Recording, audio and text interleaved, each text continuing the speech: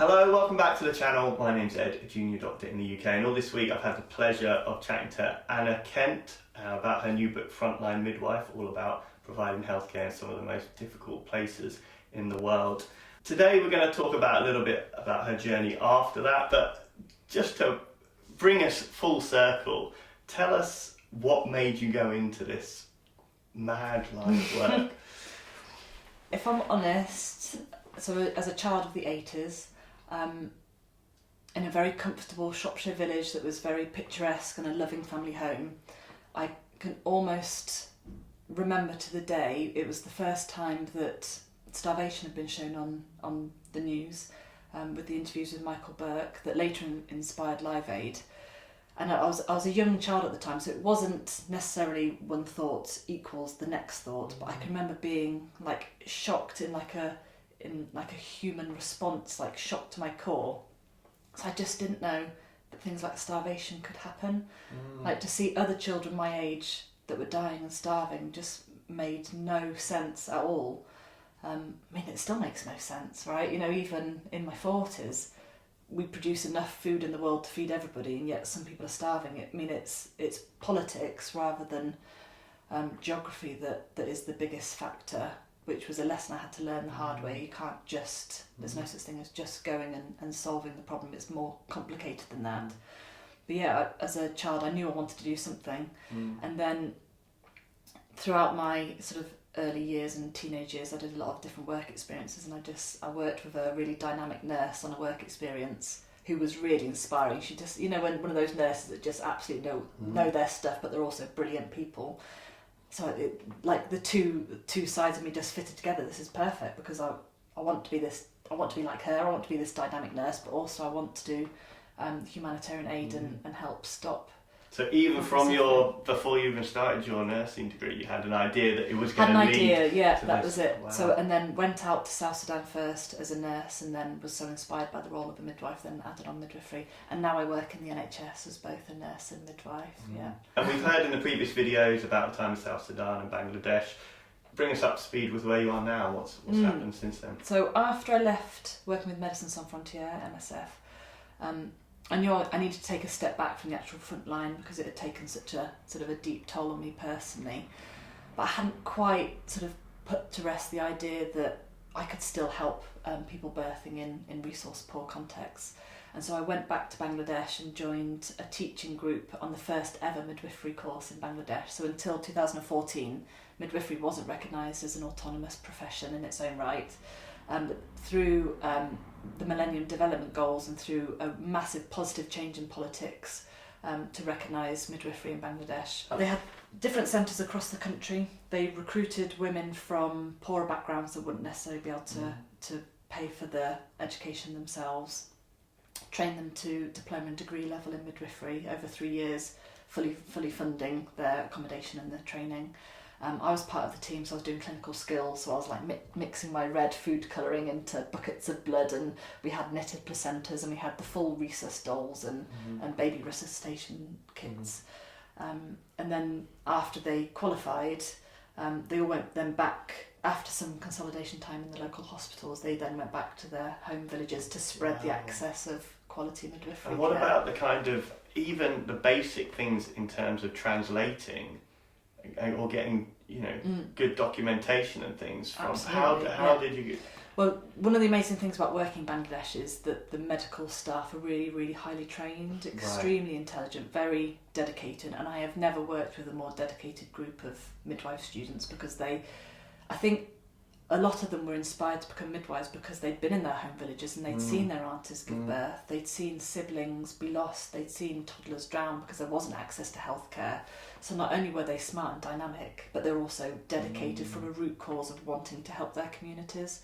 And they're aware that, you know, they don't always get such an opportunity in life, and they absolutely grasped it full throttle. So what and you said that midwives wasn't really did it fall to general doctors then to deliver, or? Well, a lot of people had, so Bangladesh has really reduced its maternal mortality over the last 15 years or so, but before that some women just had no access to any medical help at all in pregnancy. So we'd have unassisted home births, but maybe with a traditional birth attendants, which can be extremely experienced and dedicated. But unless you have education and training, sometimes there are poor practices that actually are harmful. I found that previously in the camp. Sometimes the TBAs, the birth attendants, say wouldn't wear gloves, where something so simple actually can then cause sepsis, etc. later on. But yeah, it was a really satisfying time to train the first midwives, because I knew that every single midwife that was trained, they then would go out. I mean, how many women's lives will they save in their lives? I don't know, 10, 1,000. You know, at what point do we say that was a really important step? But they're all still practicing, so you sort of get this umbrella effect of good maternity care, because they will then also be part of the next training schemes for midwives and things. So it felt a really good connection between my aid work and then sort of not on this dangerous front line for me, but still positive and helpful and making a positive difference in that community. Whilst I was there in Bangladesh, because I wasn't under an aid organisation anymore, I then was doing things like taking surfing lessons and travelling around and things, and met somebody and fell in love.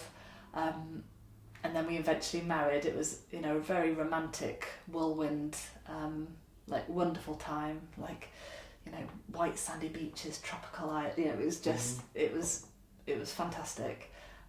But sadly I then was pregnant quite quickly, and sadly, actually on my wedding day, we miscarried the first pregnancy.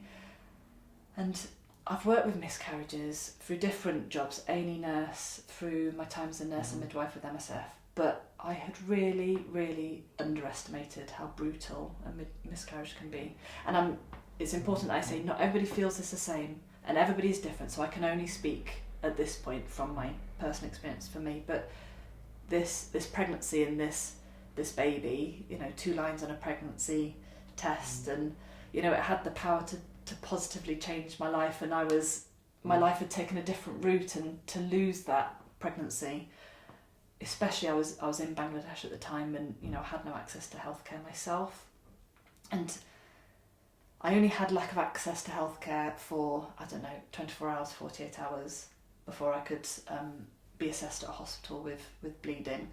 But even in that time, I was scared for my life.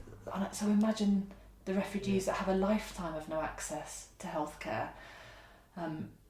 My miscarriage was kept safe.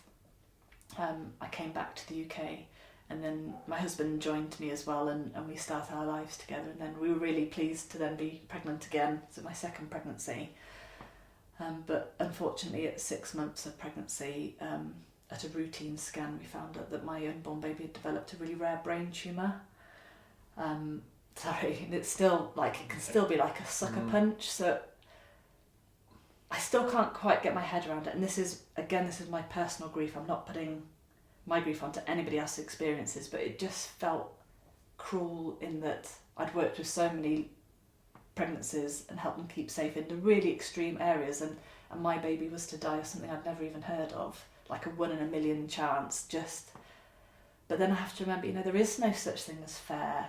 It's not fair that Adab, a woman that I'd met in the refugee camps of Bangladesh, had died because of an unsafe abortion following rape. There is no such thing as fair, and I can appreciate that now. But I guess what I do take from it is I've worked out there's at least 6 ways that the NHS saved my life. So it recognised this unsafe pregnancy.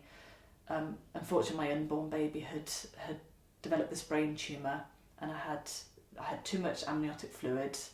Her head had been growing, and then so I had a safe delivery of her, and she was alive with me for an hour, which is heartbreaking and dreadful, but also that hour was one of the best times of my life. So it's like, I think that grief is probably the love that you've got for these little ones that you just don't know how to give anymore. But then I had a retained placenta, and then I went to emergency theatre and I had antibiotics. So a whole scope of things. I had access to scans. So if this had happened in South Sudan or in the slums of Bangladesh, nothing can take away my loss for my child, which I have to bear that burden, that love, that aching arms because I want to hold her. I will bear that for the rest of my life. But I can also be grateful because I lived to tell the tale, and the NHS saved me. And I appreciate that, and yes, I grieve, but I have privilege, and I have, thanks to give to the NHS for that. And I then did go on, and I had another pregnancy, and my little Aisha's 5 now, so I got to live and tell the tale and be a mum. So I'm not putting these thoughts. Everybody else is grieving for whatever their story, with children, with whatever that. Absolutely, I'm not saying that anybody has to feel the same as me, but I know for me, I am very grateful that I lived to tell the tale despite my loss, and that I got to be a mum. What a wonderful sort of end to our discussions as well. So thank you so much for coming on and sharing the story, and also for writing the book and sharing it with everyone around the world. I'm sure loads of people are going to connect with what you've talked about, and also opens their minds up to what's happening around the world, because these things are still happening, aren't they? So Anna Kent, thank you very much. Thank you for having me.